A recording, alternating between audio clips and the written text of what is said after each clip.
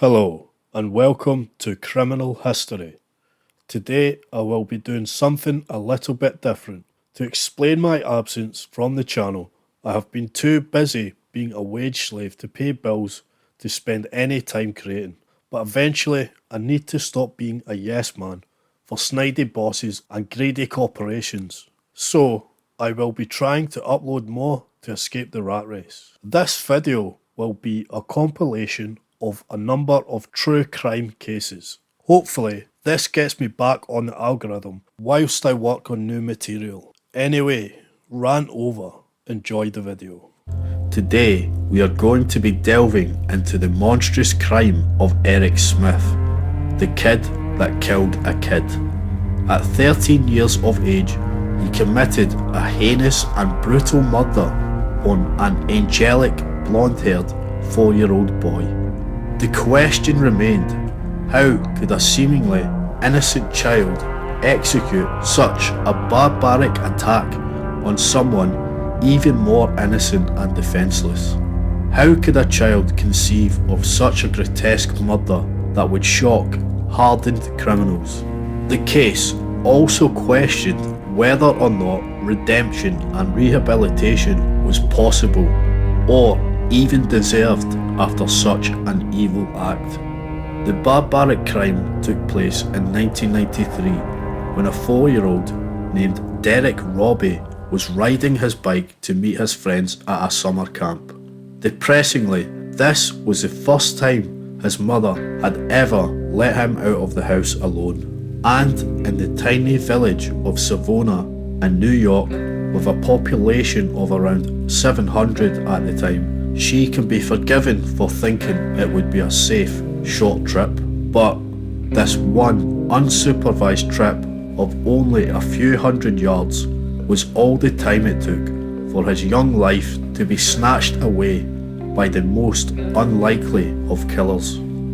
Derek's mother had even schooled him not to talk to strangers and to be careful of unknown adults. His mother Doreen would go to collect him from the summer camp activity only 2 hours later, but there was no sign of Derek. He had never made it there. Immediately, the small-knit community gathered together to search for the child, hoping he was still alive. However, his tiny body would soon be found in a wooded area in the village. He was found less than 100 yards from his own home. It was evident that there had been a prolonged attack before the eventual murder. He had been beaten with a blunt object, strangled, had Kool-Aid poured all over his wounds, and he was also SA'd with a tree branch. However, investigators did not believe there was a sexual element to the crime, but rather an act of rage. The child's packed lunch, for example, particularly his banana, was smashed to bits at the scene. This seemed odd to the police. The police immediately set up roadblocks around the village to see who was coming in and leaving the area. Virtually the whole village was interviewed, including Eric's mother Tammy. Tammy told investigators Eric also attended the same summer activity that day. She asked Eric if he knew or saw anything about what had happened, but he initially denied it. However, she had a mother's intuition that he was not telling the truth. She never for 1 second considered he was the culprit, but she thought perhaps he had witnessed something. The two children were vastly different in how they appeared visually. Eric was born with birth defects caused by epilepsy medication his mother had been taking. He was Commonly in this syndrome, the ears are malformed and folded over towards the front. He was easily recognisable, as his oddly unique appearance made him look abnormal. He had bright red hair, freckles and huge glasses that hung off his deformed ears. He also had developmental issues, including being later to walk and talk than normal. When he did learn to talk, he did so with a harsh speech impediment, where he also drooled as he spoke. This left him the target of teasing and bullying as a child, and he was picked on mercilessly. When he was 13, the age he committed the murder, he actually only had the mental capacity of an 8-year-old. This meant at school he was held back a year twice, making him even more of an outcast. He tried his best to win respect from his peers by becoming a class clown, but as you would expect, it didn't work out, as it just left him open to more mockery. He also developed rage, and he would regularly take violent temper tantrums. His stepfather even tried to get him to hit a punch bag to take out his frustrations rather than acting out. However, instead of this, he would go out and punch trees until his hands bled. He also did not seem to understand the concept of consequences. He lived a lonely life, often cycling around on his own with no friends, crying about how bad his life was. He was a very self-critical and lonely child. He even scratched out his own picture in the class photograph, telling his parents he wasn't good enough to be in it. These issues were exacerbated by early signs of psychopathy. For instance, he displayed traits of the MacDonald triad of psychopathy. This is a triangulation of 3 behaviours that are early signs of psychopathy, namely a fascination with fire, such as committing acts of arson, wetting the bed, and committing acts of violence against animals. He also had a level of trauma as a child involving his family life. For example, at the age of 9, he found out his father was not his real dad. This had a destabilising effect on his place in the family unit. Even worse than this was that another student at school was the one to cruelly break the news to him. Furthermore, it was revealed to him that his older sister also had the same biological father, but this biological father wanted nothing to do with him, even though he was still in contact with his sister. This may not have been such an issue had his stepfather been a good, loving influence on him. However, he himself was a violent man that also interfered with Eric's sister when she was a child. Going back to the crime, it was Eric's mother that took him to see the police. Again, she did not believe he had anything to do with the crime, but thought he might have seen something that could help solve the murder. When the police were questioning Eric, they became suspicious about him as he could not keep his story straight. After first denying that he had seen Derek, he then admitted he had seen him on the morning he was killed. Eric was able to describe in vivid detail the clothing the murder victim was wearing, which suggested he had spent more than a brief moment in passing with him. This is despite the fact he had extremely poor vision and his thick lens glasses had been broken, impairing his vision further. He even cried to officers, asking them, "You think I've killed him, don't you?" He also asked them what would happen to the person that had killed the child. Eric, with pressure mounting from the police and his family, finally snapped and told his mother what he had done. His great-grandfather, a former police officer, immediately phoned the police upon hearing this. Eric then proceeded to give a harrowingly detailed confession about the murder. Eric said that immediately when he saw Derek, he knew he wanted to hurt him. He tricked the young boy into following him through an area of woodland by telling him it was a shortcut. When they were alone in the woods, he strangled him from behind until he wasn't breathing. He then lay him down and hit him over the head with a rock 3 times and once on the chest to make sure he was dead. He then threw the boy's lunch on the floor and tried to stuff his mouth with a sandwich bag. However, Derek, who was clinging to life, bit his finger. He then began using rocks again to attack him. He then poured Kool-Aid all over the boy's head. He then used the branch of a tree to violate him before dragging his body to a rock pile to hide it. It seemed that Derek was the complete opposite to Eric, and when he saw him, he wanted to destroy the thing he could never be. Similar to when the narrator in the film Fight Club disfigures Jared Leto's character Angel Face. He wanted to destroy something beautiful, a beauty he could never be. I felt like putting a bullet between the eyes of every panda that wouldn't screw to save its species. I wanted to open the dump valves on oil tankers and smother all those French beaches I'd never see.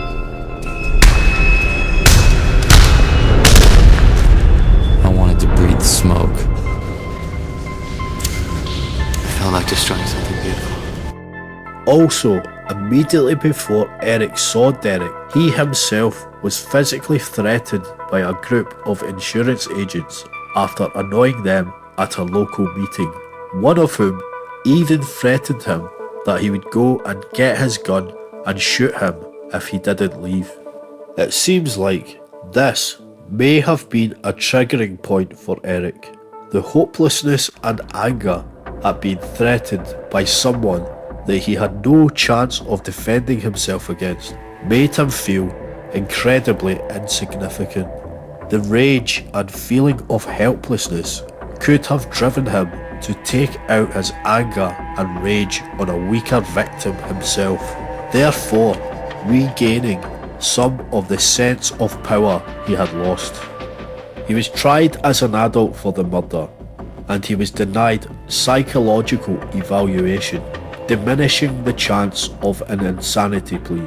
However, this is what the defence tried to argue anyway, and they brought in a child psychologist who painted the picture that Eric had harboured so much internal rage, abandonment and rejection that he eventually hit a boiling point and snapped. When he snapped, it was argued he lost control and detached from the reality of his actions and the consequences of them. It was also argued that he suffered from intermittent explosive disorder, meaning he was unable to control his anger when provoked. However, the prosecution, using their own experts, argued that Eric did not have any form of mental illness and merely suffered from ADHD. In court, Eric looked every bit the child he was, often wearing a Bugs Bunny jumper. He also appeared devoid of emotion, making him look like a remorseless, psychopathic killer. Unsurprisingly, Eric was convicted of murder, but murder in the second degree. He was given a life sentence with a minimal term of 9 years. It seems on the face of it at least, that during his time in prison, and with age, he began to develop remorse. When he was 21, he was transferred to Clinton Maximum Security Prison. In 2002, at the age of 22, he became eligible for parole, which was rejected. And from that point on, his parole had to be considered every 2 years, which continued to be rejected. That is, up until 2021, when his parole was granted and he was released in 2022 at the age of 42. From the last updates available, he now lives in Queens, New York, now a free man, but a former child who killed a kid.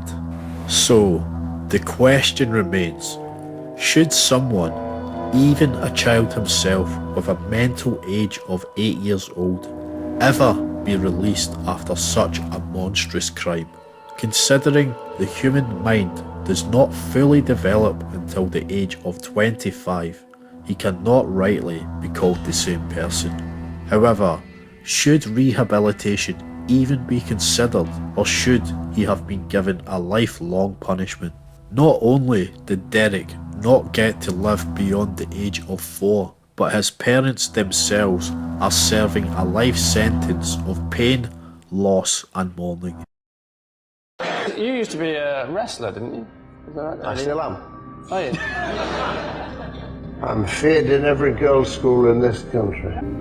Jimmy Savile is such a ridiculously monstrous character that he outdoes even the most excessively exaggerated evil movie villain. He was such a bizarre looking and acting character, and his crimes were so heinous that if he appeared as a character in a book, movie or computer game, the believability factor would be near zero.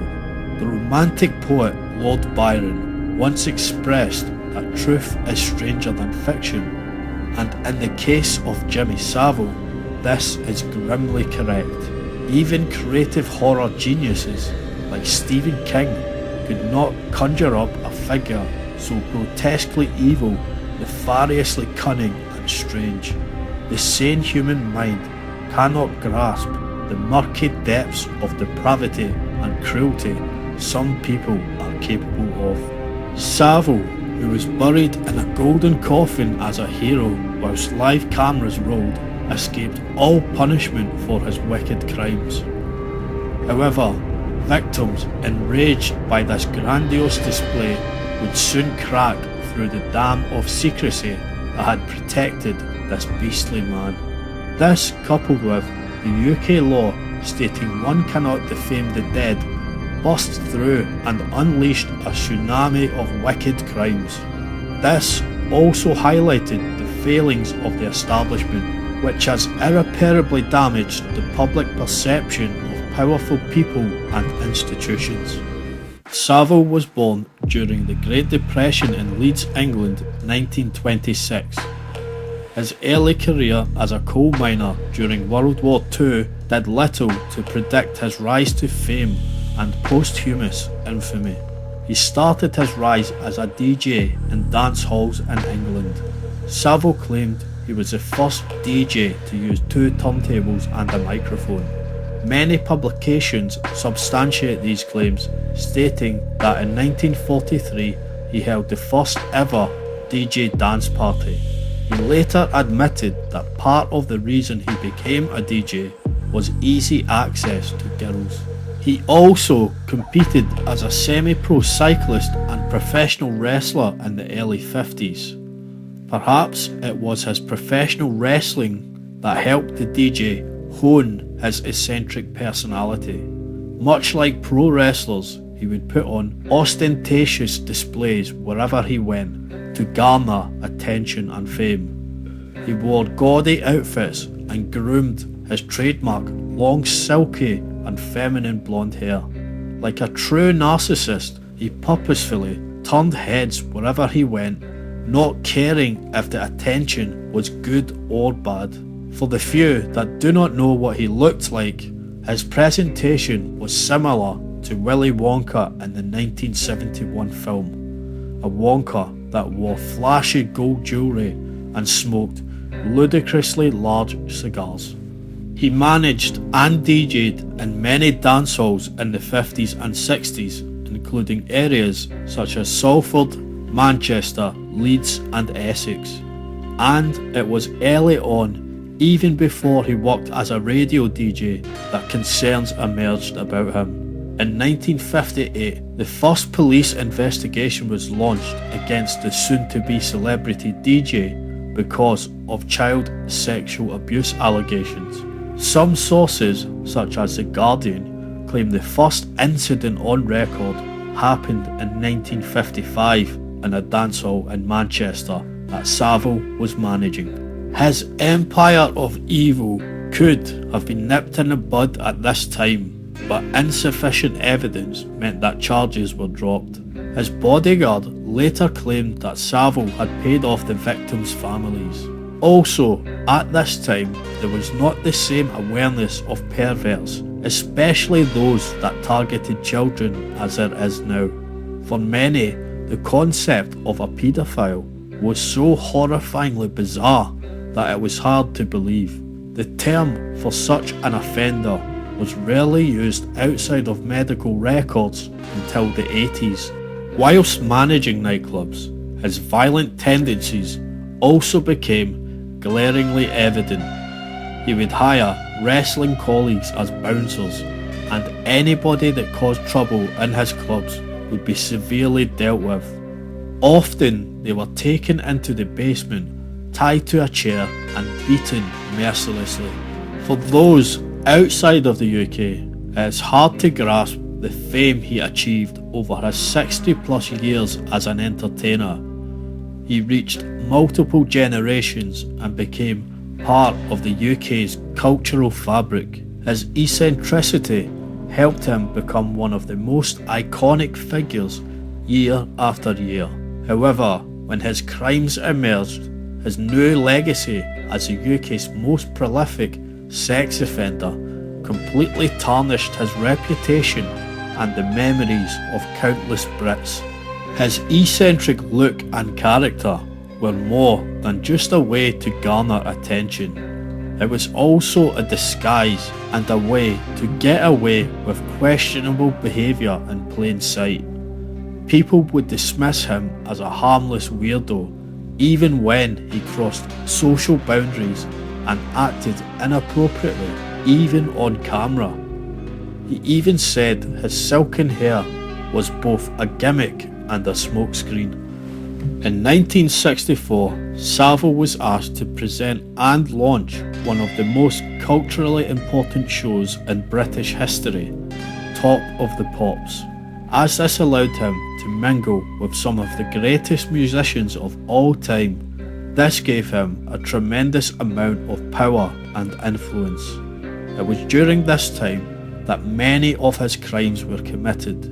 He would take girls who were audience members back to his BBC dressing room and have his way with them.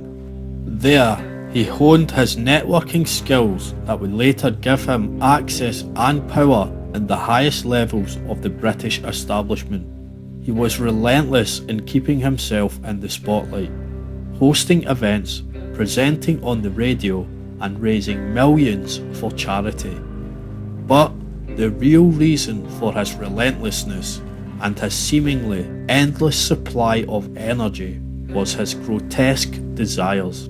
He would fundraise for charity by running marathons. This would put into the minds of the public that he was a selfless and kind individual. This was a tactic that serial killers like Ted Bundy and John Wayne Gacy would use to deflect from their crimes. Jimmy Savile would use his charity work to gain access to hospitals, care homes, and approved schools for emotionally disturbed teenagers. He would use this access to abuse vulnerable children and patients. His victim age range was between 5 and 75. The influence he had allowed him unlimited access to many institutions without the normal vetting procedures. He was even able to gain access to paralysed patients after he led a fundraiser to rebuild the National Spinal Injuries Centre. The charity work also elevated Jimmy's social standing in society. He was respected by the ruling establishment and developed a relationship with powerful figures including Prime Minister Margaret Thatcher. His ability to raise funds for hospitals took the strain off the NHS and the UK's tax budget. Margaret Thatcher even pushed to have Jimmy Savile knighted on several occasions in the early 80s. Thatcher, as it turns out, had several disturbing links to the kind of crimes he was involved in. Savile was eventually knighted in 1990, the last year of Thatcher's reign as PM. Not content with infiltrating the government, Savile also wormed his way into the inner circle of the royal family. he developed a strange friendship with Prince Charles, who would later become King of the UK. In hindsight, the actions of Prince Andrew would leave people questioning the specifics of this relationship. Jimmy would be Charles's link to the working class and would write to him for advice about how to reach and appeal to this demographic. Savile also met with the Pope when he visited the UK, so make of that as you will. Even more unsavoury characters, including the disgraced Rolf Harris and Gary Glitter, were friends with him. He also gained access to many children when he worked as a presenter for the TV show Jim Will Fix It. This show, which was watched by around 20 million people, granted the wishes of children who would write into the show. However, this almost presented Savile with a casting couch scenario with children too young to consent to what he was proposing. Perhaps, if they complied with this powerful figure, Jimmy would make their dreams come true. Disturbingly, Savile also had open access to Britain's answer to Arkham Asylum, Broadmoor Hospital. There, he befriended some of the most insanely evil people the UK has ever produced, including Peter Sutcliffe, the Yorkshire Ripper. He even had his own suite and apartment within the building. His stature even meant that he was able to be present during strip searches and baths. The whistle was even blown about Jimmy Savile abusing patients by psychiatric nurse Naomi Stanley, but this fell on deaf ears when brought to superiors. It later transpired that he may have been the most evil man to walk the grim floors of Broadmoor. As the years went on, suspicions about Jimmy Savile grew. In all his years, he had never had a wife or even a girlfriend. Some believed he was perhaps a closeted homosexual. However, more depraved whisperings of his proclivities started to emerge. He would often brag to colleagues about his conquests, and it was well known in the industry that he liked younger women, or more accurately, young girls. Famously, provocative punk rocker Johnny Rotten tried to expose the rumours on a BBC radio interview. The interview was prevented from being released until years later, and he was blacklisted from BBC Radio. On film, I'd like to kill Jimmy Savile. I think he's a hypocrite. I bet he's into all kinds of seediness that we all know about but are not allowed to talk about. I know some rumours. Yeah, people always tell you things, don't they? Ain't I a bitch, eh, don't you think? On occasion. I bet none of this will be allowed out. I should imagine libelous stuff will be allowed out. Nothing I said is liable. Complaints were made about Jimmy's conduct to the BBC, including by a guest he was filmed groping in the audience. These complaints were shut down by the BBC. However, it was an open secret within the company that he was a pervert. Accusations and concerns were also expressed to the authorities and hospital higher-ups, but were ultimately ignored. He hid behind the tens of millions of pounds he raised for hospitals across the UK. All the while, like a wolf in sheep's clothing, he was abusing hospital patients, including in Leeds General Infirmary, where he had his own office and access to all areas. It later emerged he had abused around 60 staff and patients, including 19 children, and there were probably many more victims. During this time, working in hospitals such as Stoke Mandeville, nurses in the know would tell children to pretend to be asleep when Jimmy was around to avoid drawing his attention. Investigative journalists had also started to look into the rumours of Jimmy Savile by the 90s. Claims were made by former underaged approved schoolgirl victims that he would take them out in his Rolls Royce or van for sexual purposes. One also claimed that she was taken back to a flat close to the BBC. But Savile had an extremely powerful legal team and the popularity of the people and the establishment behind him. This, along with the reluctance from victims to go public, meant a planned expose was pulled from production to avoid defamation lawsuits. Police also began to receive anonymous reports about his proclivities. However, it was later shown that Savile had a mysteriously close relationship with members of the police force in West Yorkshire. He even met them and other influential figures in the community each Friday for friendly meetings known as the Friday Morning Club. This was the same police force that received the anonymous letter alleging Savile was a paedophile. Suspiciously, the allegation went no further. It seemed like the police had numerous reasons to look into him thoroughly. In 2007, police were again contacted by a woman who had witnessed his abuse at Duncroft Girls' School 30 years prior.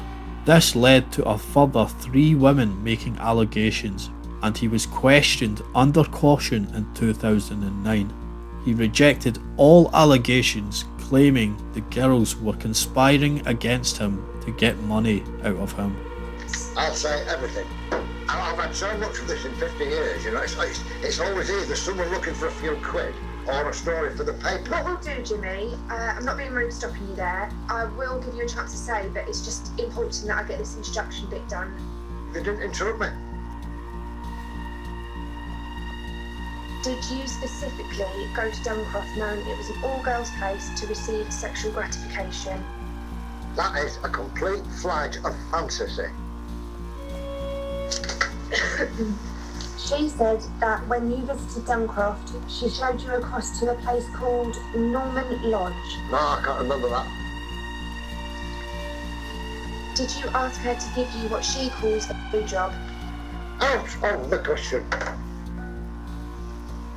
So did you ask for a massage from the girls when you visited Duncroft? Not at all. Never. Did you ask them to comb your hair at all? No. Why would these girls say this about you? We always get something like this coming around at Christmas because we all want to feel quid at Christmas, right? Normally you can just brush them away like midges. They will try blackmail. If you don't send us money, I will say that you've done this and you've done that. Meanwhile, Friends Reunited became a platform for former victims to share stories. And finally, when he died, those victims began to speak out as they were utterly sickened by his lavish televised funeral and the endless tributes. The first to come forward claimed that when she was underage, Savile asked for and received sexual favours, and in return he would bring her onto his TV show Clunk Clink. Editors repeatedly shut down and suppressed the story until 10 months after his death, when it became too much to silence. Journalists working on the story were told to stop doing so immediately by higher-ups. A former BBC reporter had to leave the BBC to go to a rival station to release the information. The BBC had been trying to stop the release of the story as Jimmy Savile had been one of their biggest stars and many of the crimes were perpetrated on BBC premises. They were happy to bury the crimes against children to protect their own reputation. Instead, they carried on with their tribute programming whilst knowing about his crimes. Media organizations, it turns out, aren't very good at investigating themselves. A revolting sexual abuse scandal at the BBC just keeps on getting worse and is now echoing all the way to New York. Jimmy Savile was an incredibly popular BBC personality. Now there are accusations that he abused more than 200 boys and girls before his death last year. The BBC program Newsnight, to its credit, started looking into the allegations and even interviewed at least one alleged victim, but the program's editor killed that investigation last year. What I would call a cover-up if it were done by the government. More and more crimes began to emerge as time went on. He literally emerged as a monster beyond anyone's comprehension. He did not only target young girls as first suspected, but boys also. It also was not only children he targeted. In fact, the age range of victims was from 5 to 75 years old. He even targeted brain-damaged and paralysed patients who were utterly defenceless of his evil ways. Over 400 people came forward to talk about the crimes Jimmy Savile had committed against them. A small scope of the actual number. He was even exposed by his own nephew for bringing him and other children to sex parties with wealthy elites.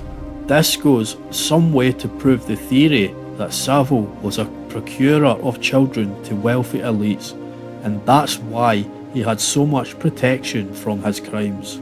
And after the revelations of Jeffrey Epstein, this is a much more plausible theory. His nephew, Guy Marsden, reported these parties to the police, but no action was taken. After his death, all his accolades were rightly removed. However, it is deeply infuriating that he slipped off to death without punishment. Since the revelations, many have called to have the BBC licence fee cancelled as they were complicit in covering up the crimes. One good thing to come from the revelations was that police investigations into other TV stars and politicians were launched, and many were finally punished for sex crimes. However, the sheer number of people charged was a shocking reflection of people in power positions in the UK and how they use these positions to abuse children. It has also changed the way sex crimes are treated. Victims are more likely to be believed and action is quicker to be taken by authorities.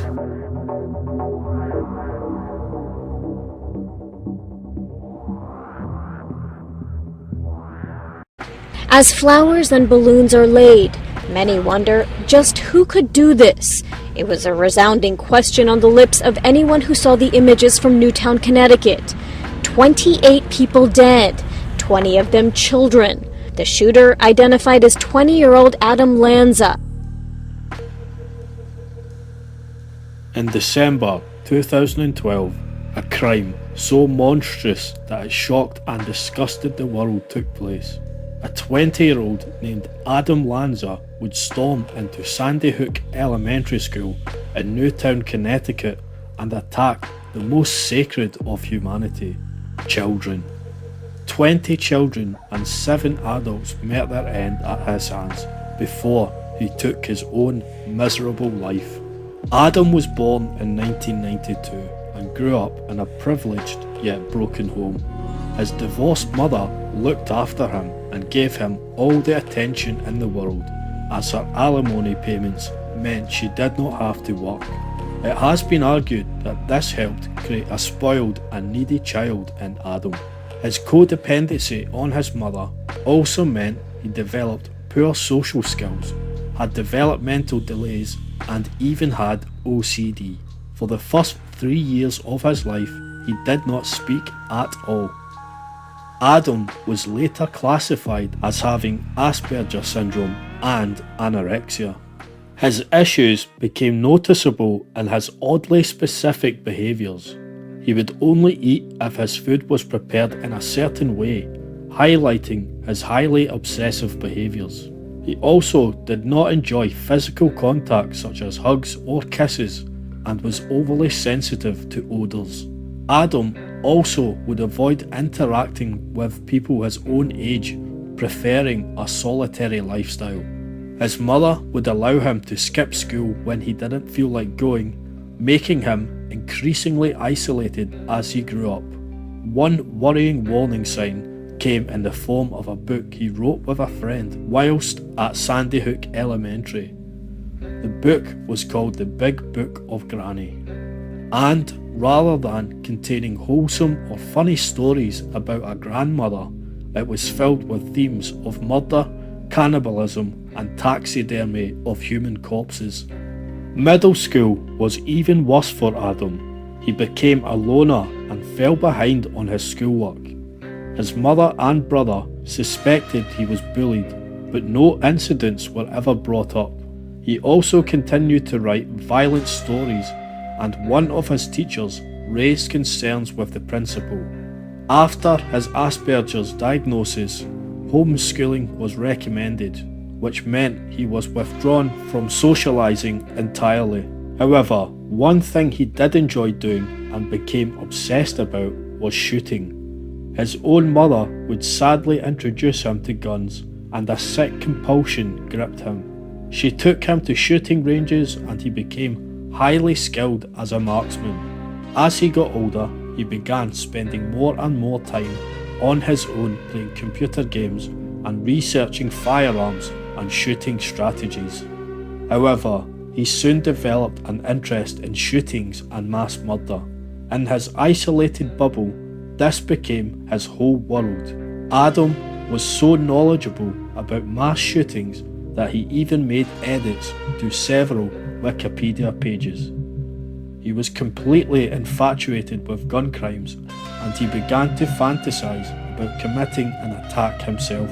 All the while, his OCD was ramping up. He continuously washed his hands and changed his socks up to 20 times a day. He also obsessed over a dance video game, and footage later emerged showing he was extremely good at it. Evidence of the high amount of time he spent playing it. He even became known as the Dance Dance Revolution Kid. Recently, a radio interview featuring Adam Lanza was unearthed, which featured him sympathising with Travis the chimp, a pet that brutalised its owner's friend. He also did not appear to be as socially and educationally inept as one may think. He appeared to be deeply philosophical. The host even commented on how well he articulated his points. Look what civilization did to him. It had the same exact effect on him as it has on humans. He was profoundly sick in every sense of the term, and he had to resort to these surrogate activities like watching baseball and looking at pictures on a computer screen and taking Xanax. He was a complete mess. And his attack wasn't simply because he was a senselessly violent, impulsive chimp, which was how his behavior was universally portrayed. Immediately before his attack, he had desperately been wanting his owner to drive him somewhere. And the best reason I can think of for why he would want that, looking at his entire life, would be that some little thing he experienced was the last straw, and he was overwhelmed by the life that he had, and he wanted to get out of it by changing his environment, and the best way that he knew how to deal with that was by getting his owner to drive him somewhere else.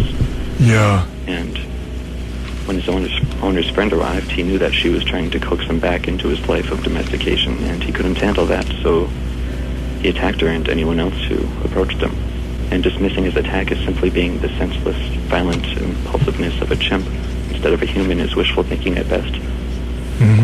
His attack can be seen entirely parallel to the attacks and random acts of violence that you bring up on your show every week, committed by humans, which the mainstream also has no explanation for. And if No. he's an actual human, I just don't think it would be such a stretch to say that he very well could have been a teenage mall shooter or something like that. Adam also found his way back into the educational system by attending high school, and he graduated in 2009. He attended university for just 1 month until an unknown incident made him quit. He became mute again, stopped eating, hid his face, and retreated into his bedroom. Towards the end of his life, he even began to retreat from his main contact, his mother. His brother had moved away for work, and it has been reported that he only communicated with his mother via email, even though they stayed in the same house. One theory as to why Adam was so detached from society suggests that he was a pedophile.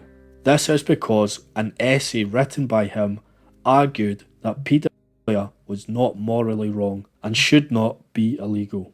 When he finally committed the atrocity, the first victim was his own mother, the one that had given him life and the one that introduced him to guns. He shot her as she slept, then stole her car, drove it to the elementary school and shot his way into the school via a glass window pane.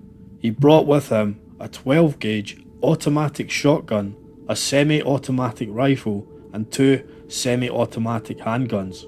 However, before entering the school, he left the shotgun behind. Remorselessly, like a computer game character, he went down the hallways, shooting anyone in sight. He put earplugs in to deafen any sound and went from classroom to classroom, mowing down people. 20 children aged between 6 and 7 years old and 6 adult staff members met their demise at his hands. In a cowardly act, he then turned the gun on himself rather than face the police who were pulling up outside. A solid motive has never been discovered for his crime. However, speculations have been made. His computer hard drive was completely destroyed, eliminating any clues to a motive. Some believe he was merely trying to achieve some kind of infamy and legacy in an otherwise unremarkable life. It has also been suggested that the root of most mass shooters is deep narcissism. They believe themselves so superior and important to the rest of humanity that they are entitled to take other people's lives away. If life does not supply them the attention and admiration they feel they deserve, they will simply force the world to recognise them by wicked means. Perhaps one of the ways to curb mass shootings is to simply not give shooters any attention. Perhaps there should be a blanket rule to not give any press coverage to killers to prevent the sick idolisation and attention that spree killers seem to garner. Simply reporting the crime and ignoring the perpetrator.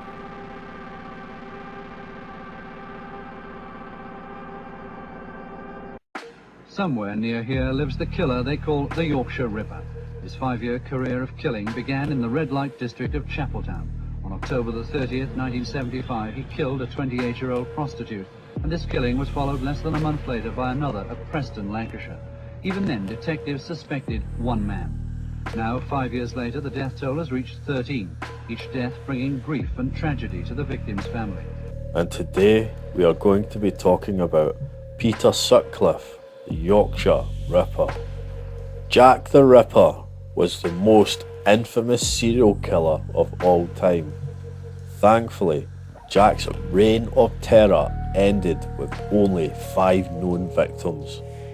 However, nearly 100 years later, England would produce the next heir of evil in Peter Sutcliffe. Before he was identified, he inherited the name Ripper to be known as the Yorkshire Ripper, a hammer-wielding maniac. This time, the Ripper would be much more deadly, with at least 13 people dying by his hands. For 5 years, he was as elusive as Jack, and he terrified the streets of Yorkshire. Peter Sutcliffe was born the eldest of 6 children. Throughout his childhood, he was known to be shy, sickly, weak, and a mummy's boy. His father was a deeply disrespectful man who cheated on and beat his wife and bragged about it to his children. Peter began to view women through the violent, misogynistic lens of his father. To make matters worse, when he went to school, he was bullied. So, he left school at the earliest opportunity with no qualifications. His father was also violent to him. According to Wikipedia, his dad once smashed a beer glass over his head on Christmas Day. He would also whip the children with a belt for the littlest reason. He worked a number of menial jobs before settling down as a gravedigger and mortuary worker. Strangely, he really enjoyed this position and he became fascinated by death and dead bodies. However, he did not have any respect for the dead. He would steal things from the bodies whenever he could. This also meant he became extremely desensitized to death, seeing life and death in black and white without the spiritual mystique. However, he later claimed that whilst working as a gravedigger, he heard God speaking to him. He claimed God was commanding him to clean the streets of promiscuous women.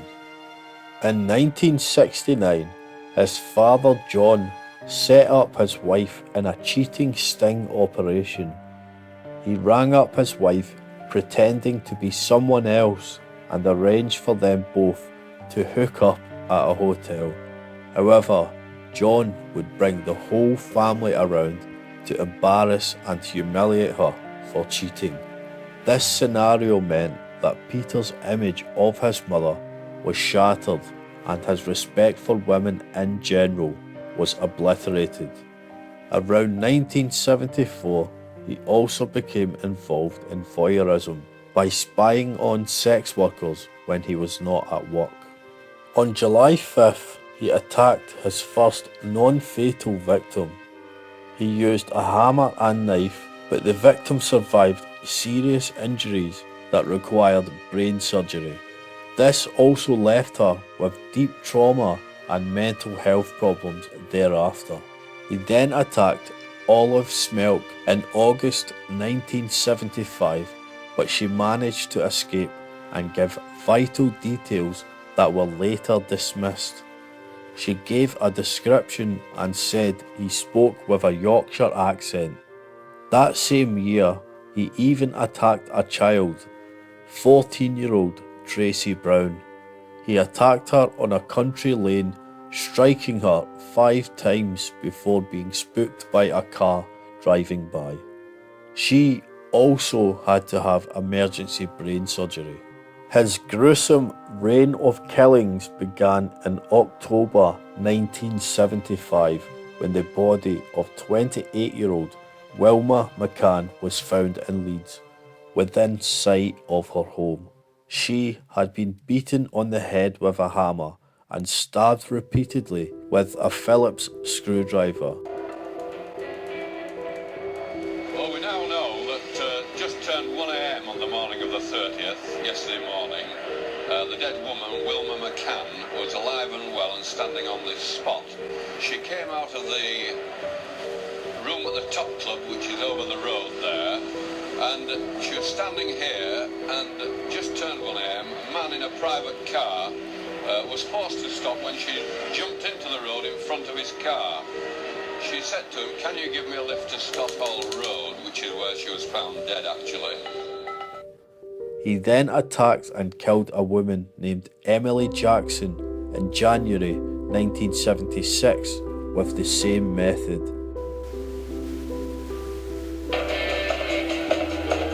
Is there any link with previous murders in Leeds? Well, there are distinct similarities between this murder and the murder of Wilma McCann, which happened 29th of October. And we are looking into these possibilities. Ever since Mrs. Jackson's body was discovered here, and ever since her killing was linked with that of Wilma McCann last October, the prostitutes of Leeds have walked in fear. It was during this slaying that he would leave a clue for the police. He had stamped on the body and left an imprint of a Wellington boot on her leg. The police were able to identify that the boot worn was a Dunlop Warwick model in size 7. He would then attack a 20-year-old woman named Marcella Claxton, who was walking home from a party in Leeds. He offered her a lift, but when she left the car to pee, he smashed her with a hammer. The young lady, who was also 4 months pregnant, would suffer a miscarriage after the attack. She managed to crawl away to a phone box to survive. However, yet again, her description of the attacker was dismissed. It was another year until he committed his next murder, and by that time, the police had realised they were dealing with a serial killer. Most of the senior men on the Ripper inquiry are from outside Yorkshire, but they're led by Assistant Chief Constable Jim Hobson, a Leeds detective who has worked on 3 Ripper murders. The press dubbed Peter the Yorkshire Ripper. In February 1977, Irene Richardson was found dead in Leeds. The same method of execution was used, and another clue was left by the killer. Large tyre tracks were found at the scene of the crime, letting police know they were looking for a van or large car. They traced vehicles that had been fitted with the specific tyres from the murder scene. However, there were over 100,000 matches in Yorkshire alone. It was also becoming clear that the Ripper was mainly targeting street prostitutes. However, this meant that earlier survivors who were not prostitutes were not linked to the killer, and the photo fits they provided were disregarded. In April of that year, he killed again in Bradford. This time he killed the woman inside her own flat. This change in location was speculated to be an attempt to disguise his latest killing. However, he left another boot print at the scene, and he killed her the same way as the others. Was Patricia Atkinson, who was another call girl who went by the name Tina. She would scout local pubs looking for clients to take back to her flat. The police began to operate under the theory that the killer was killing because he had a hatred of prostitutes. Have you altered your opinion at all in this past week of the sort of man you're looking for? No, we're quite certain that this man hates prostitution. In June 1977, he attacked a 16-year-old girl named Jane MacDonald, who was walking home after a night out. As she had missed the last bus, she was forced to walk home. Unfortunately, Peter stalked her like a predator, attacked her and left her body in a playground, attacking her as usual, but this time adding a broken glass bottle as a weapon. The following month, another survivor emerged in the form of a lady named Maureen Long. Maureen was also attacked in Bradford after a night out. She was on the way to get a taxi, but a man in a white car offered her a lift home, which she accepted. Unbeknownst to her, she was placing herself in the jaws of evil, as the Yorkshire Ripper was behind the wheel. After attacking her with a hammer, he dragged her out of the car to finish the job. However, a dog started howling, which made the killer flee the scene. Maureen was found the next morning, still alive. The survivor was able to provide the first accepted composite sketch and description of the Yorkshire Ripper. He was white, in his mid-30s, with a large build. A night watchman had also witnessed the car that was used. It was a white Ford Cortina Mark II. This car was often used by taxi drivers, which provided another clue. Using this information, the police found their first suspect, Terry Hawkshaw. However, he was soon ruled out as a suspect. As it turned out, the description of the car was wrong. Peter Sutcliffe was actually driving a Ford Corsair. In October 1977, he killed again. This time, he would pick up a working girl named Jean Jordan whilst in Manchester. He drove to a vacant lot and killed her with a hammer before dumping her body. However, he made another mistake. He left a £5 note he had given Jean as payment, which he believed may be traceable back to him. He even went back to find the note a week later, but couldn't find her purse. Bizarrely, the body was later found by Bruce Jones, who would later become a household name as Les Battersby on Coronation Street. The £5 note was, as Peter thought, able to be traced back to its origin. It came from the Midland Bank in Shipley. This note was given out as payroll, with 34 possible businesses to look into.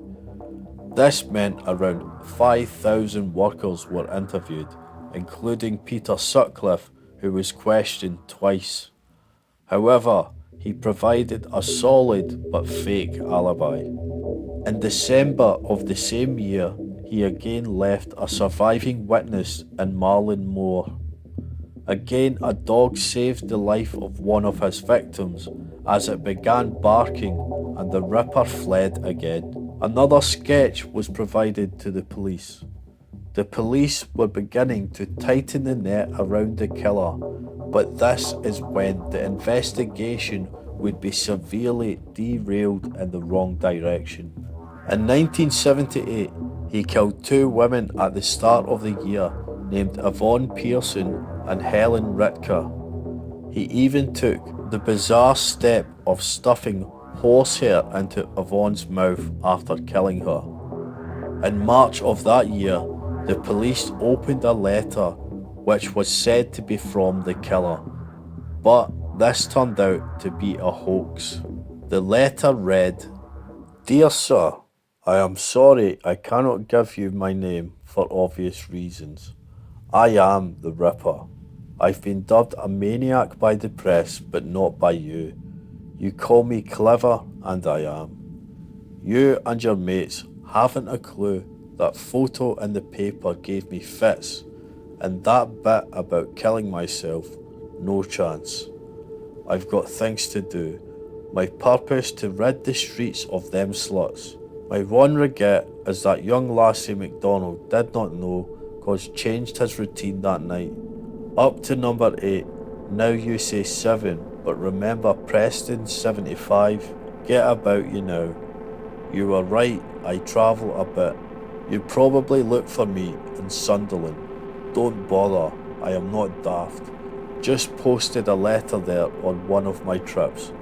Not a bad place compared with Chapelton and Manningham and other places.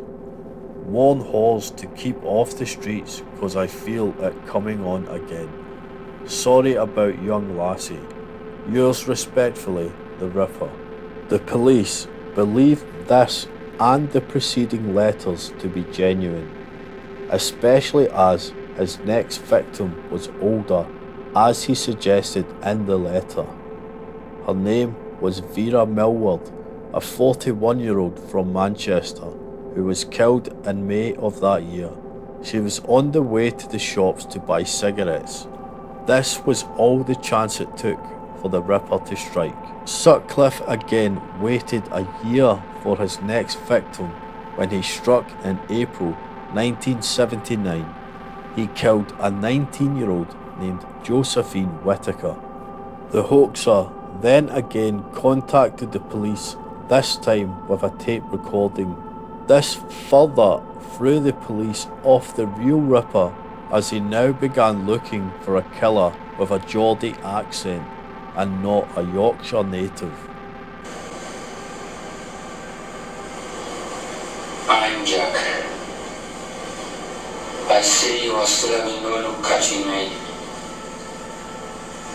I have the greatest respect for you, George. Good Lord.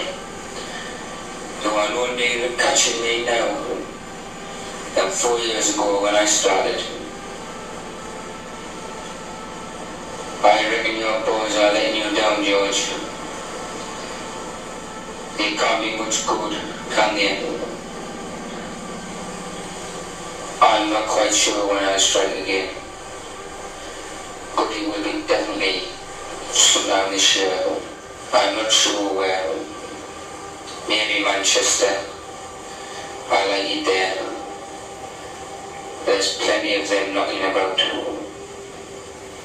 They never learn, do they, George? At the rate I'm going, I should be in the book of records. I think it's 11 up now, isn't it? Well, it's been nice chatting to you, George. was track the ripper. Voice analysts were brought in and they were able to track the dialect down even further. It was a Wearside accent near Sunderland and more specifically Castletown. The full investigation turned in this direction looking for this man. However, the whole thing was a cruel joke which may have led to more deaths as police were investigating the wrong person. For example, hotlines were opened for tip-offs, the press published the letters and audio, and billboards and adverts were placed all around Yorkshire. Even when survivors told officers he was not a Geordie, they still went ahead trying to find one. Whilst the investigation was preoccupied looking for this hoax caller, the Ripper attacked again. First he killed 20-year-old Barbara Leach in September of 1979.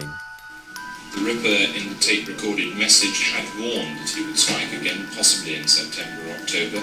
Were you prepared for this? Well, of course, we can't cater for the killing of the odd female at any time. What's worrying the police is that despite the Ripper's last warning, he was still able to strike again. The truth is, they couldn't do much to stop him, for even with his voice on tape, his handwriting, and the evidence of 12 murders, they still don't know who he is. In 1980, he killed Margaret Walls, this time by strangulation. Like some of the others, these two were not prostitutes, but the police refused to broaden the victim demographic. He then killed a doctor, Rupaja Bandara, and an art student named Maureen Lee in Chapeltown, who both survived. Lee even suffered a puncture to the back of her skull and a severed spinal cord. A 16-year-old was then saved by her boyfriend when she was attacked. Teresa Syke was walking to the shops when he struck, but her boyfriend heard her screams and chased off the attacker. Couldn't run. Couldn't do half the things that you always think, yeah, you can do, and I couldn't do it. So I grabbed hold of the gate and that is when he hit me. I started screaming. I can remember screaming, and then I can remember the steering footsteps running, and then the next door neighbour came out and then took me in the house. He then killed his final victim, Jackie Hill, a student who was walking to her halls of residence in Leeds. Sadly, she was only around 100 feet from safety. She was stabbed in the chest and eye by the Ripper.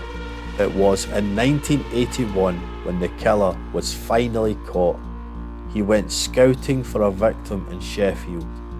However, when he picked up his intended next victim, Olivia Reevers, he was pulled over by police. Immediately, he was arrested for having false number plates on his car. However, he fooled the police into hiding the weapons he had on him on the way to the station. He pretended he needed to pee, and when they stopped by the side of the road to allow him to do his business, he threw away the weapons. They also later found a knife of his stashed in the cistern of the police toilets. When they got back to the station, all the evidence piled up against him. He had the right shoe size for one, and he looked remarkably like the composite sketches. The police went back to where they allowed him to pee, and they found the murder weapons. He quickly confessed to the murder to interviewing detectives. The killer was found to be Peter Sutcliffe, a married lorry driver. This was how he was able to move around without causing suspicion, and how he knew the best areas to attack people and hide their bodies. When they caught him, the public was outraged at the police incompetence. Sutcliffe, as it turned out, had been questioned on 9 separate occasions. He was one of the workers who had been paid the £5 note.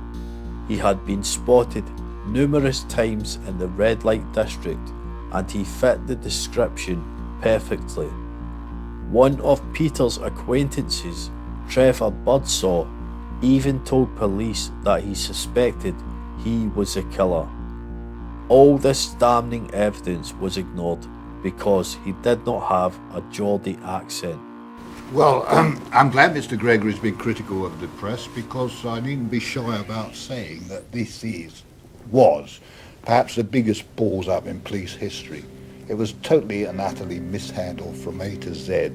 And if we ever get to the bottom of it and the truth of it, it will probably be in a newspaper. It will be up to journalists to find out what exactly happened. Here we had a man who had been done in 1969 for possession of a hammer, who had been cited over 50 times in the red light districts, who had been questioned up to 9 times by the police. He said he lost count. Whose the £5 note paid to a prostitute was traced back to Clark Transport, where he worked. Every time, again, Sutcliffe, Sutcliffe, Sutcliffe, Sutcliffe, and he wasn't even in the top 40 suspects. Now, I believe there's something wrong there. I want to know the answer to those questions. It was also found that in 1969 he was caught hitting a prostitute over the head with a rock and a sock. However, the police let him go with a warning, as she did not want to press charges. They eventually caught the hoaxer, who became known as Wearside Jack in 2005. The hoaxer was called John Humble, and he was given an 8-year prison sentence for perverting the course of justice. There was further controversy when Peter Sutcliffe was arrested, as he pleaded not guilty on the grounds of diminished responsibility. This meant if he was found to be insane, he would be sentenced to a mental institution instead of prison. He claimed he was acting on behalf of God, who had been demanding him to kill, but the judge did not buy the schizophrenia diagnosis, and he was found guilty and sentenced to life behind bars. Police cordoned off part of the town centre as nearly 2,000 people jostled for a vantage point. A 35-year-old lorry driver arrived in a police van. The crowd surged forward, shouting abuse and threats.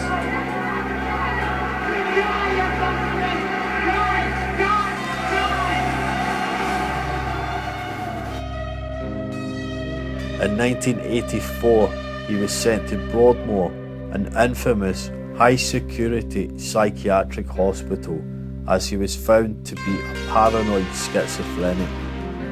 Brazenly, he even tried to appeal his sentence in 2010, but it was firmly rejected. He was to serve his full life behind bars. In 2016, he was returned to Her Majesty's Prison Frankly in Durham. He died in 2022 of diabetes and coronavirus-related issues.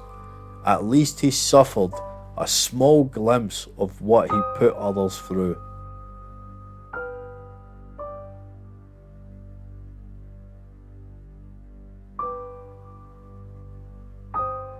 Today we'll be exploring a truly heartbreaking story about the complete symbol of all purity, beauty, kindness and innocence being snatched away from the most unlikely of person for the most pathetic reason imaginable.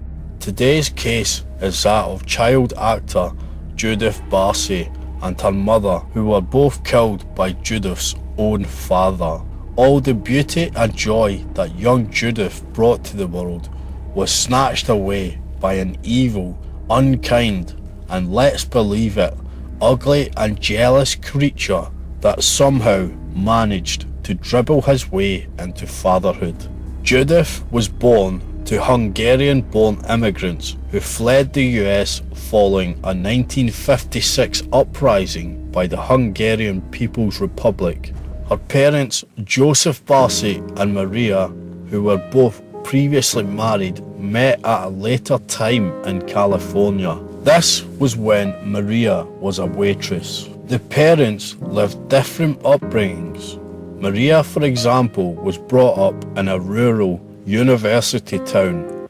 However, Joseph, on the other hand, had a miserable time being brought up in a heavily industrialized area. He had a very poor upbringing, mainly because his dad had fled the family, so no one was home to provide for them. This also led to him being the target of bullying. Joseph met Maria in the same place she worked, whilst he was also a plumber. They bonded about their shared experience of escaping Hungary. Joseph used to briefly live in Arizona also, where he picked up the nickname Arizona Joe. This is where he also picked up a reputation of being violent. So, already he had shown himself to be an immigrant that had not assimilated properly and therefore was not fit to be in the country.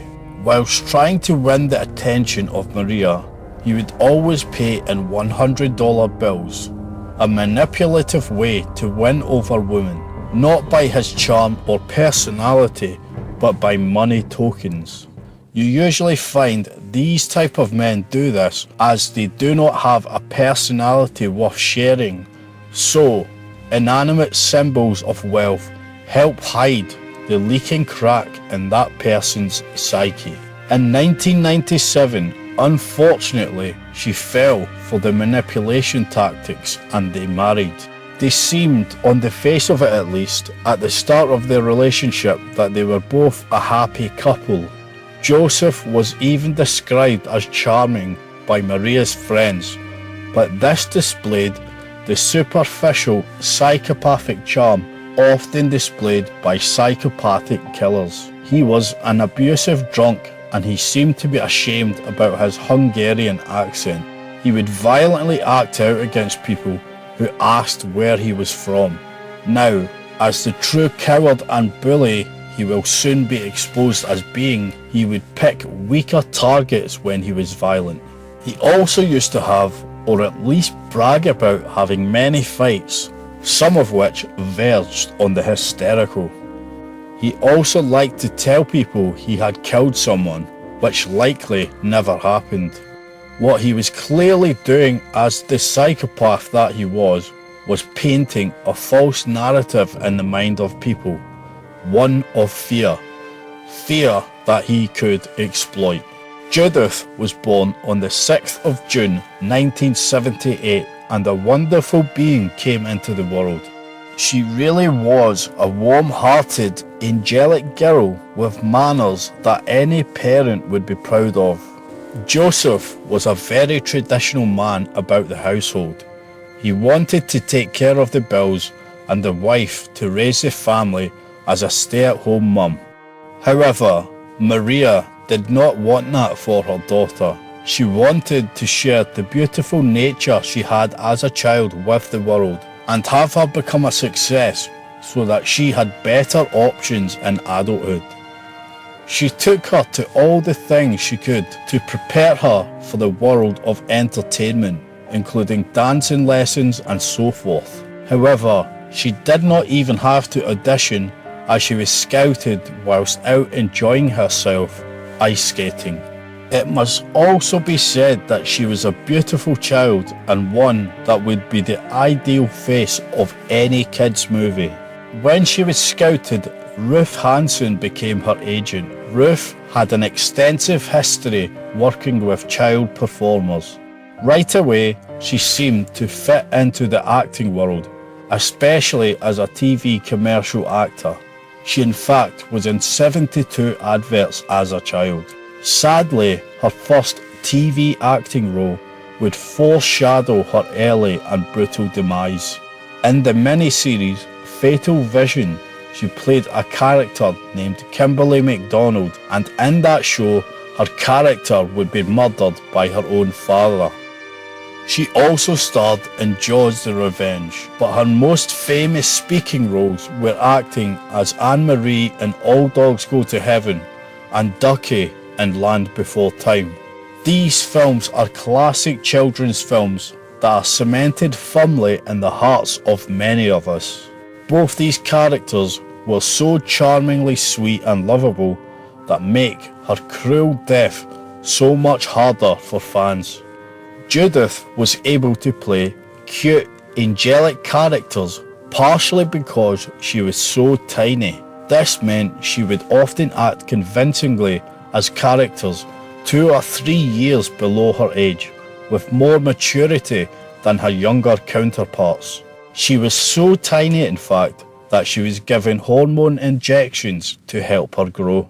Although her small petite stature afforded her more acting opportunities, it also meant she was vulnerable and fragile. In a healthy, functioning family, such a girl could rely on her father to protect her from all harm. However, Joseph was instead the very thing she should be protected against. His fragile ego could not deal with the fact that his child was the real breadwinner of the family. Judith was able to earn around $100,000 a year, allowing them to buy a 3-bedroom house at the western edge of the San Fernando Valley. But rather than being proud of his daughter, Joseph became resentful of her career. He was emasculated by the fact that his child earned more than he did, rather than celebrate the talent that allowed her to do this. Shamed by losing his status as a family provider, he slipped into more alcoholism, and with that he became angrier, more jealous, bitter and paranoid.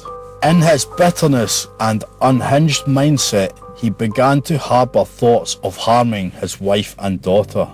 He would even threaten his wife with this in an attempt to control her. Instead of doing what was best for Judith's career, he began to take control of her career, a career he did nothing to help start. Although his daughter afforded him the ability to live in a safe and secure neighbourhood, he decided to erect a tall spiked fence around the property. This was a sign of his paranoia about the outside world, but also a glimpse at his controlling nature in trying to enclose his family inside a gated perimeter. In 1986, a police report was filed by his wife Maria. The report stated he had been threatening to kill her for the past 5 years, and in this latest incident had choked her and hit her in the face. It was clear at that point that the threats had been escalating and they were now coming into reality. However, back in the 80s, the police were not so clued up as they are now on domestic violence, and the report was not taken seriously. Joseph then began to love bomb his wife to manipulate his way back into the fold. And although he did try to change by giving up drinking for 2 years, the damage was now already done, and it was clear she had fallen out of love with him.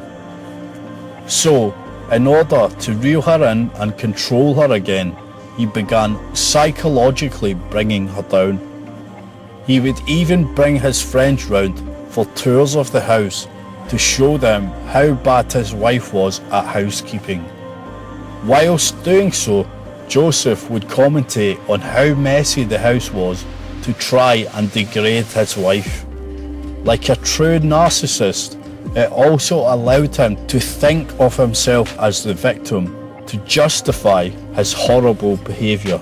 Incredibly, given the contrast in looks between Joseph and his wife, with him being vastly the uglier partner who was punching way beyond his weight, he even managed to have an affair. He then used the money that was coming into the house from the hard work of his daughter to shower his bit on the side with expensive gifts.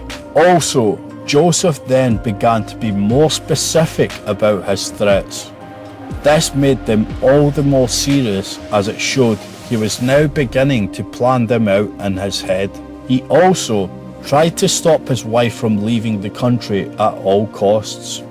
One time, he even hid a telegram from Maria's family telling her a relative had died, as he did not want her to go to the funeral.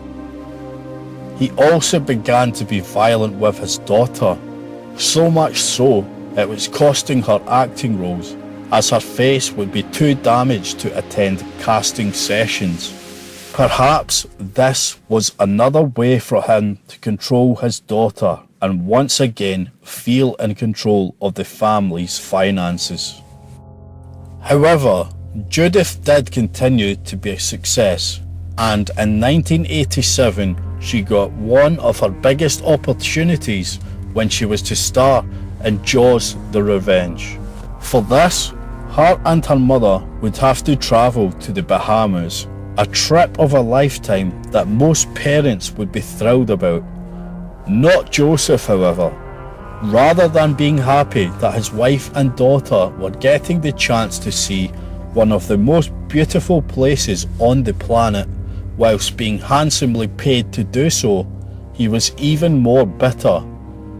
So much so that while young Judith was packing her suitcase, he put a knife up to her neck, warning her if she doesn't come back that he would cut it.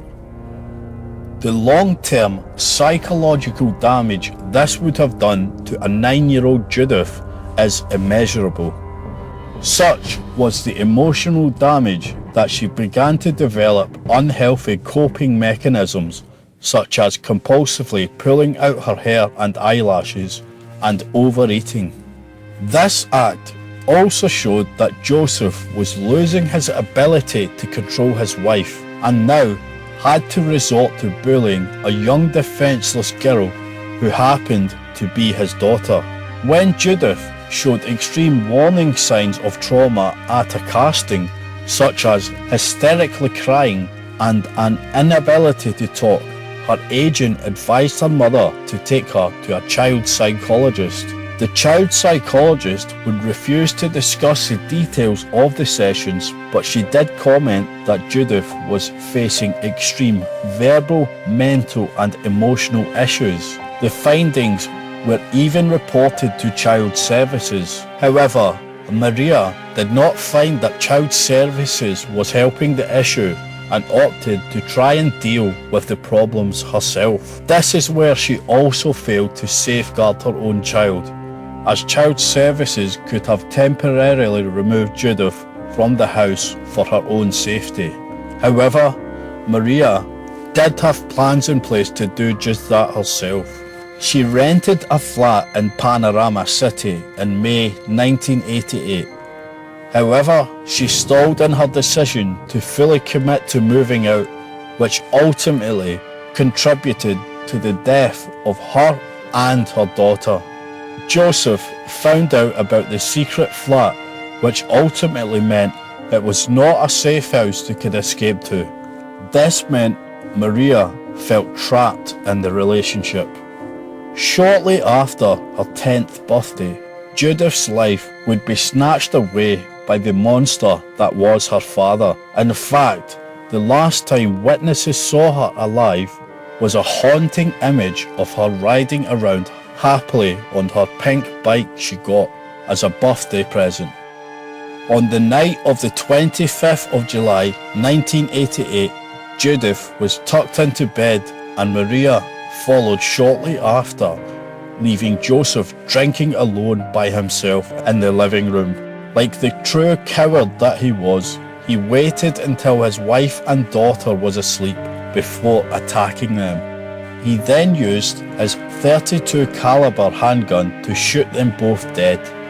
Showing paradoxical love and protection towards her daughter in comparison to Joseph, Maria rushed to her daughter after the initial gunshot was heard, trying desperately to try and save her daughter, completely disregarding her own safety. She wrestled with her daughter's killer for the gun, but was ultimately overpowered and shot.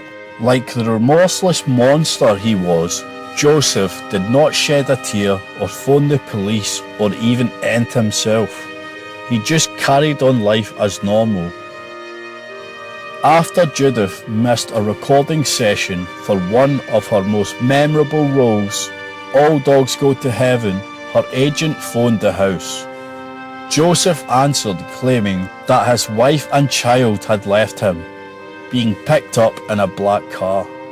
He also told the agent that he had decided to leave his wife and move out of the home. On the 27th of July 1998, a neighbour phoned the police after the sounds of an explosion rang and smoke began seeping from the house. The neighbour even tried herself to put the fire out with a garden hose, trying her best to save the family home. However, the neighbour and the fire brigade were too late to save the family, as the entire family lay dead in the house, including Joseph. He had used petrol to cover his wife and daughter's bodies before lighting a fire. Rather than face the consequences of his crime, or the flames that he had ignited, he then ended himself with a gun.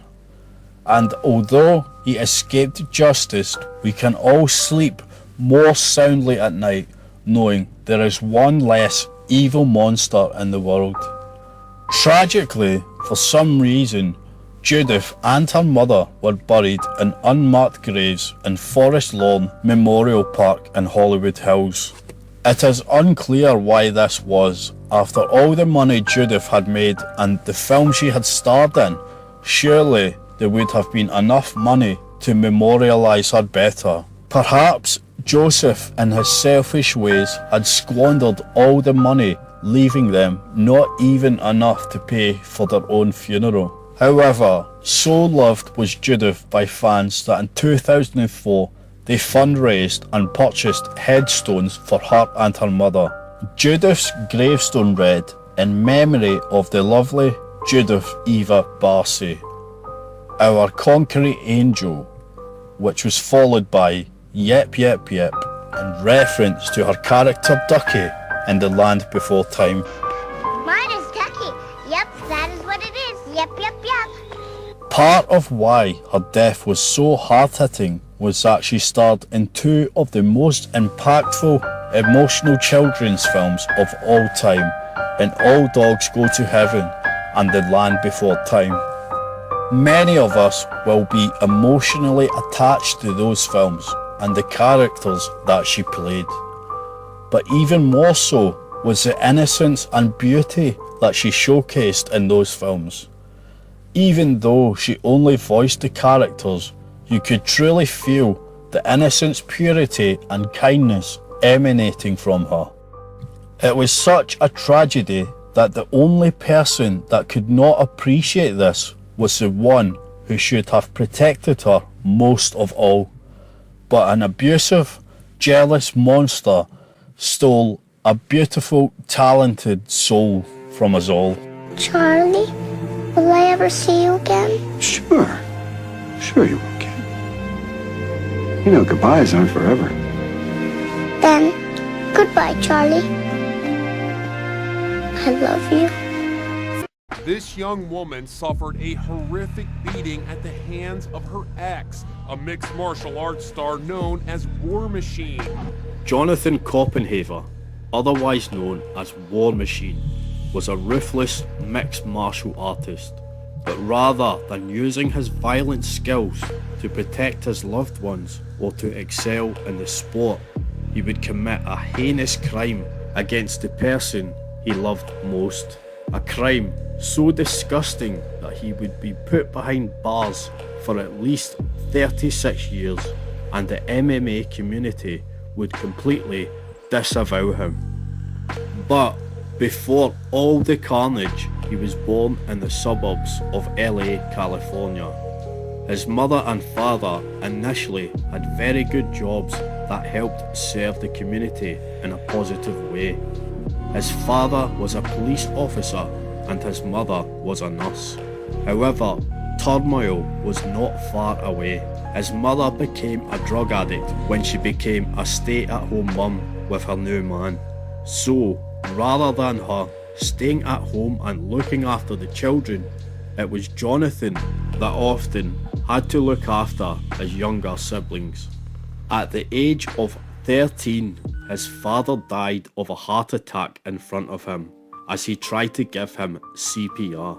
This disjointed and traumatic childhood was destined to create an unstable adult, and when you mix violent skills into it, it was bound to be a catastrophe.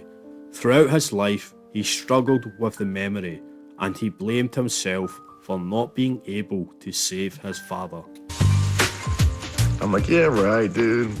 But it doesn't matter, man. My dad died. I gave him CPR, big deal. Big f***ing deal. No, I thought, hey, I'm strong. I got past all of that. I don't ever think about it, ever. I'm just here now, nothing to do, and, I think about everything. In the year 2000, he was put into a military college called the Citadel in South Carolina, majoring in biology. However, even this could not straighten him out, and he was kicked out after 2 years for poor behaviour.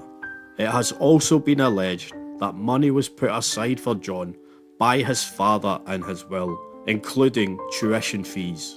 However, John trusted this money with his drug-addicted mother and stepfather, and unsurprisingly, it was squandered. This meant the tuition fees were not paid, to the surprise of the soon-to-be professional fighter. When he found out, he took all his frustrations out on his stepdad, beating him to a pulp. When the police were called, he explained he did it because they had spent the money owed to him by his retired LAPD police officer on drugs. The police turned a blind eye to the attack, and it went no further. He then moved to San Diego in order to train at the Lion's Den MMA gym. This is where he would meet legendary MMA fighter Ken Shamrock. It was at this gym that his nickname, War Machine, was birthed. It was said to be by Phil Baroni, aka the New York Badass, another well-known figure in professional fighting that gave him the name. To fund his training regimen, he also worked as a bouncer at a strip club named Pure Platinum. His appearance reflected his violent and unpredictable tendencies, with tattoos all over his body, such as a grenade on his neck. He even tattooed his moniker, War Machine, on his arm. He literally wore violence on his sleeve. He even had his name officially changed to War Machine. He did this because he felt the name encompassed his soul, but also did it to avoid copyright issues, as a TNA wrestler also went by War Machine. Fight gyms have a way of attracting wild and dangerous people, and in most cases they teach them discipline, self-control, patience and self-confidence, among other things. This may have been the case early on when Jonathan had his first bout in 2004, which he won by KO in round 1. However, his erratic mind could not be contained, creating an extremely dangerous individual. He won the next 2 fights in the first round also, generating a bit of buzz around the ascending fighter. He was then submitted in round 2 in his next fight, but quickly bounced back with 2 straight stoppages. With a buzz about him, he was granted a shot at the UFC's Ultimate Fighter TV show. In this show, he showed how erratic and emotional he could be, and he soon caused problems in the house. Some guys are easy to coach. Some guys, you do the best with what you got. And he's like that. I'm doing the best with what I can do with the guy, because, he's a little nutty. World champion Matt Serra, and doesn't matter, man. Nothing I do matters. It's like I fight myself. Everyone will have more confidence in me than I do in myself. Always. I'm always fighting myself. I'm my own worst enemy, man. He even got into a fight in the house after he pulled off a disgusting prank against his opposing team. War Machine did not last long as he lost by decision in his first fight. This opening fight is not classed as an official loss on his record, however, as it was an exhibition as part of the show. However, he was given the chance to redeem himself on the undercard of the show's finale by fighting Jared Rollins, whom he had fought with in the UFC house after the earlier prank. This meant there was a lot of animosity and hype surrounding the fight. It was a close fight, and War Machine snatched victories from the jaws of defeat when he was eating strikes from the bottom position. However, he swept Rollins to put himself on top of his opponent. He landed some vicious right hands from the mount position, and the referee was forced to stop the fight. However, in his next outing in the UFC, he was submitted again, which showed he had a little bit of weakness in the grappling department in his early career. This also meant he was dropped from the UFC. He was also no stranger to fighting outside of the cage, once choking a man unconscious in a parking lot. For this incident, he was given 30 days community service and 3 years probation. Here's the way the story was told to us by like the San Diego Tribune, that you got into a fight with a guy, and you can give all the details, your side, but in the end, the guy was choked out? Yeah. Okay. That was being nice. To have that image out there that a fighter is choking people out is scary. Well, but that's nice to choke them out, because if we wanted to, we could smash their whole body apart. So a choke is nice and quiet, nice and peaceful. You take a little nap and you wake up. No harm done. On the other hand, you smash them to pieces, and they really hurt. So that's a nice way out. That's when you're being nice. At the end of 2008, he again bounced back in lesser known organisations. First, he earned a stoppage win against David Anderson. He then showed improvements in his grappling and jiu-jitsu with 3 straight submission wins. He rounded that off with a knockout against Mikey Gomez before tasting defeat again at the end of 2009. This was a close, split decision loss to David Mitchell. It was also the first time in 13 fights that he made it to the final bell. This was evidence of his do-or-die approach in the ring. More evidence of his reckless personality came in his supplementary career choice. He began performing in adult movies. He made 13 films in total, debuting with Riley Steele. He said in fighting and performing in these movies that he was living the dream. However, rivals would mock him by calling him War Machine. When it came to romance, dating adult stars did not seem like the correct move for someone with deep insecurities mixed with ego and jealousy. This was shown when he went to a party held by an adult film star. When a man started talking to his date, Alana Ray, he flipped out. He proceeded to lay out several men, sending some of them to hospital. Oh, it was a massacre. It was a massacre. There was bodies everywhere. But it didn't start off like that. He came to the party, was helping blow up balloons, set up. Okay. The day before the party, he and I had done a scene together. That's how I met him. Word. So I met him, we did a scene, and I said, hey, it's my birthday tomorrow, come. And he's like, okay, great. Came, set up, it was all going fine and well.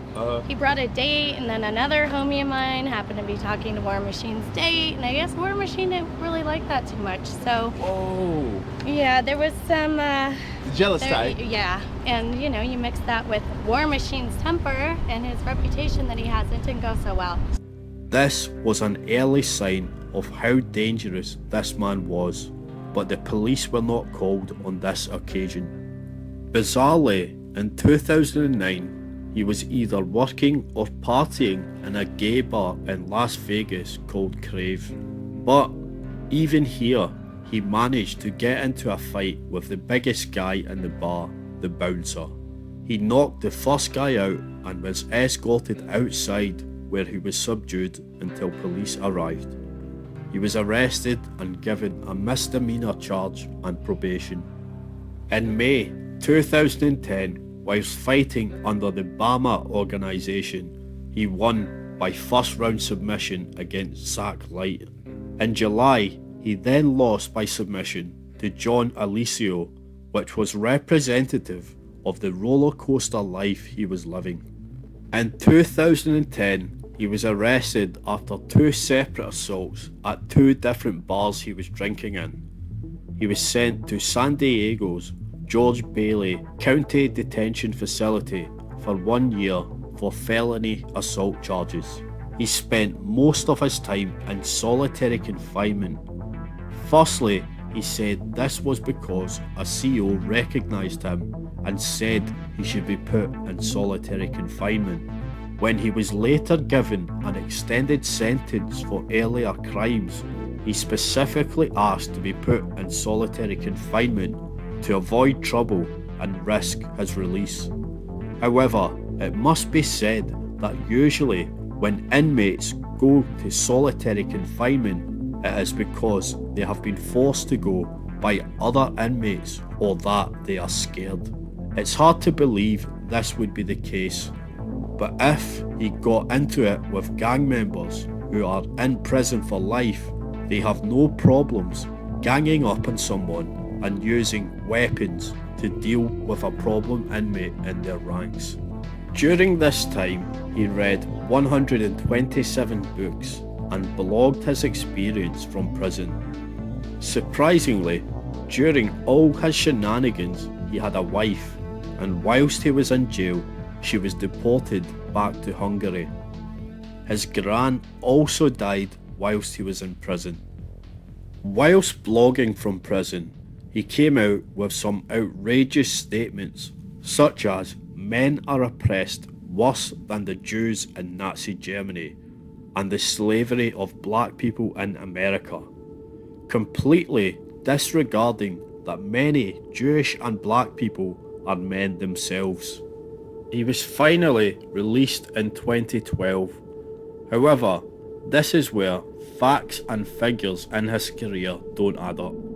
According to Sherdog, he won a fight by stoppage against Roger Huerta in 2011, but according to Wikipedia, he was allegedly in prison at this time. I can only assume that he served his 1 year sentence, quickly had a fight, then was re-arrested for earlier crimes for another year, but the facts are blurry.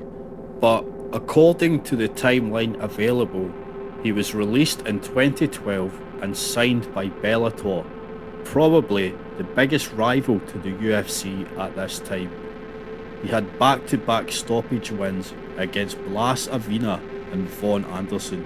He also made some high-profile appearances on podcasts, including The Joe Rogan Show, which grew to become the largest in the world.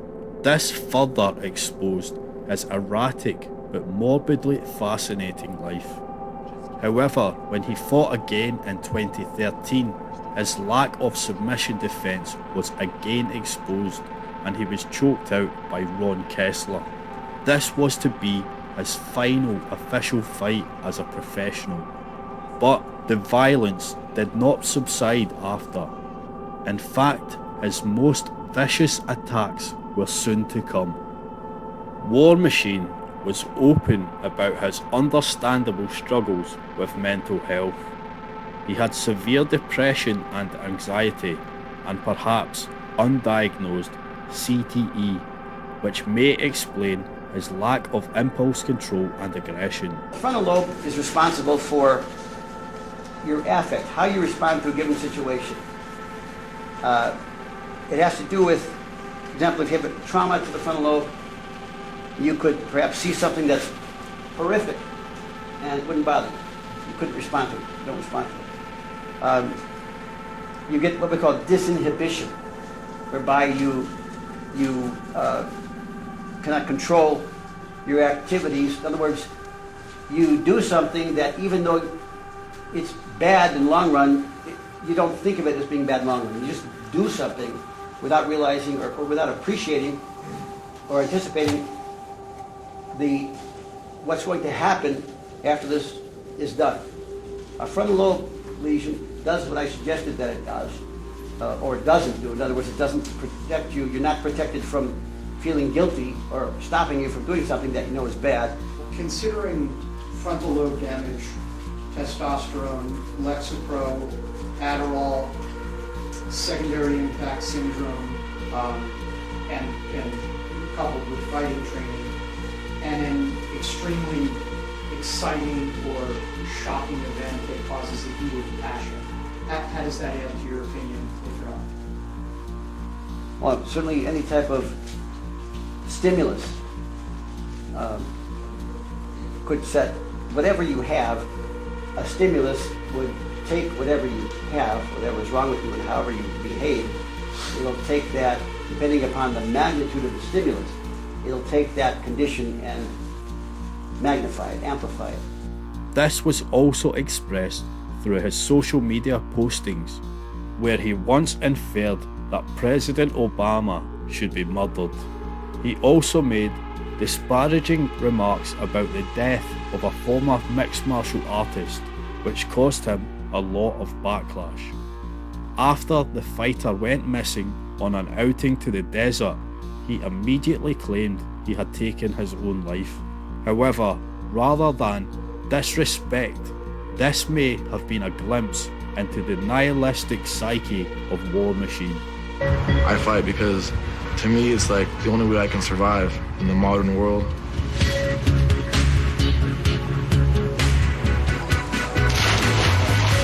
I don't have anything. I don't have a dad, a mom. I don't have, no one really cares about me. He even claimed he may do the same when his fighting career was over. I mean, for the most part, people took it the wrong way. They thought that I was talking poorly about M10, and I wasn't. If anything, I was actually sticking up for the guy, I met him, he was a great guy. I was at his last fight with Kendall Grove, who was one of my best friends. I was backstage. I watched the fight. I actually thought it was going to be a hard fight for Kendall, and Kendall ended up dismantling him. And backstage, I saw the guy, Evan sitting there, and I saw the look on his face, and he looked sad. He looked beaten down, he looked like a guy at the end of his rope.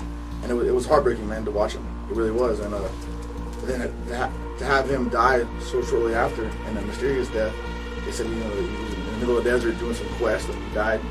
Right away, I said, oh man, dude, he must have killed himself, Right away, I posted a bulletin saying, what do you expect?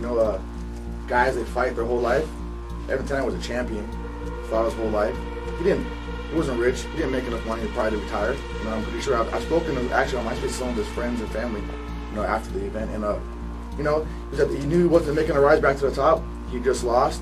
I think he had a lot of emotional turmoil, and I've said it many times to my friends. Hey man, when my career is up, if I have nothing going, it might be a wrap. I might just kill myself too. And it's the truth. He also highlighted the very real suicide problem in the combat sports world. I think a lot of fighters feel that way. And my buddy Justin Levins just killed himself, a month ago? Him and his wife. And then his coach, Jeremy Williams, killed himself too, last year. So, hey man, that's what happens when you're an athlete, man. You work your butt off all your life. You want to succeed. You play the sport, and if you don't make it all the way, if you're not one of the 3% that makes the big bucks, what do you have left? Are you going to go get a job? No. For some, combat sports can be a great way to deal with mental health problems. But for others, the isolation and the stress of training and fighting can exacerbate existing problems. He himself had been taking Lexapro to deal with his issues, but this can often make certain behaviours worse. 4chan also caught wind of War Machine and his many controversies, and they commenced with a serious troll campaign. They colluded to spam his Twitter account with insults to him and his adult film star girlfriend, Christy Mack. They even trolled him about the death of his father and his drug-addicted mother. They then put his pictures on a gay dating website and doxed his address to users of the site. They also began to send food deliveries to his address to annoy him even further. He made the mistake of replying, and he is still being trolled to this day. So mad was he by the trolling, he started hitting himself in the face and posting the pictures. He also continued to post videos of his public freakouts online, and it was clear he was becoming more and more unhinged. I wanna smash the fucker. I dumped my Slurpee on the floor, so those dumb motherfuckers clean it up. Whilst doing this, he started the cringy clothing brand Alpha Male Shit. In 2013, he met famous adult star Christy Mack in a photo shoot for Hustler magazine. He specifically requested to shoot with her as he had a crush on her since his time in prison. Now, an adult movie actress would seem an odd choice for a fighter with recorded issues with jealousy, but he decided to become her boyfriend. This is yet another example of his chaotic life and worldview. It almost seemed like a form of inevitable self-harm, and the consequences would be quick to unfold. Two people with extreme and conflicting careers were sure to collide.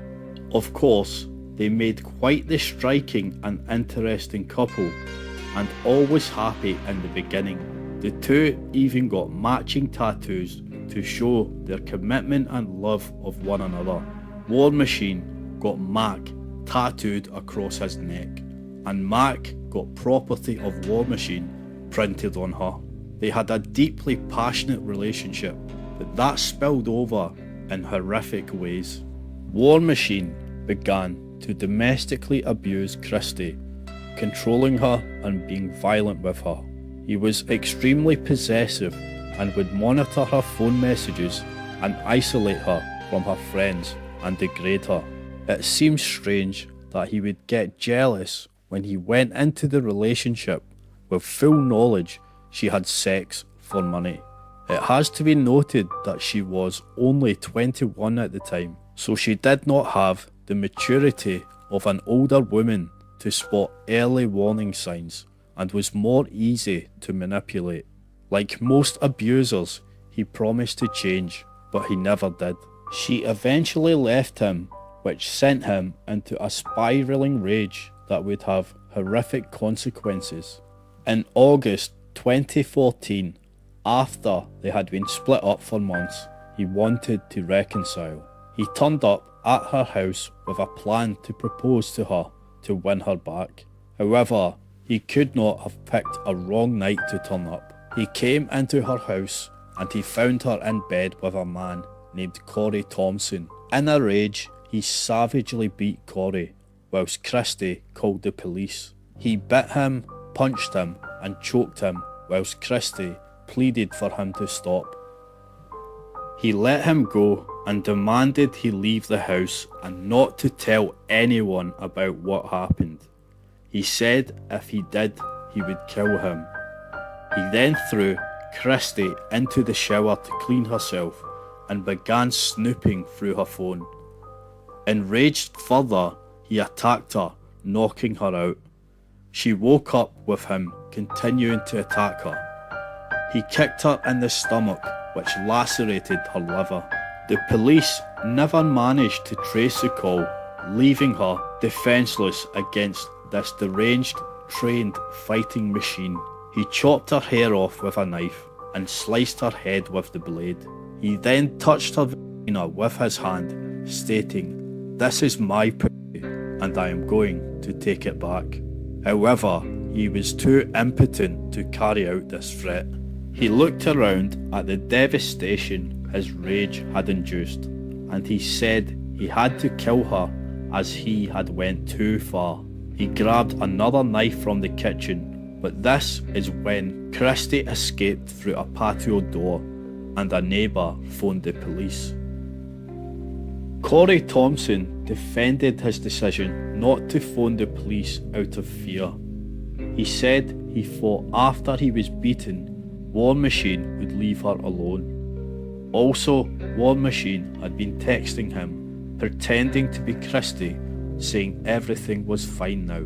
War Machine took off on the run, posting social media messages whilst hiding. The FBI and US Marshals were brought in to track him down. He was found in a hotel in California where he fought off police until they were forced to taser him. He was charged with 34 counts, including battery with use of a deadly weapon, sexual assault, and 2 counts of attempted murder. Whilst awaiting sentencing, he tried to take his own life but survived. In court, he was called out for smirking whilst his ex-girlfriend was testifying in heartbreaking scenes. Specifically, I just like the record to notate that Mr. Copenhagen was laughing and shaking his head. Objection, Your Honor, he wasn't laughing. I watched him laugh. 3 years after the attack, War Machine was sentenced to 29 counts but not attempted murder. He was sentenced to life in prison with the possibility of parole after 36 years. This long sentence was in part due to his long history of violent offences. Christy Mack would later become an advocate for domestic violence. I spend a lot of time going online and talking to other victims. For me, I really love having the voice and the reach to people that have similar experiences to me. Knowing that there's people out there that know exactly how you feel is very helpful for me, and I hope that it's helpful for the others as well. However, she still suffers from the trauma and even received death threats from his fans. I receive death threats every single day. Every day you got what you deserved, every day he should have finished the job. And so ends the gruesome tale of the War Machine, a once talented athlete that became a real-life monster.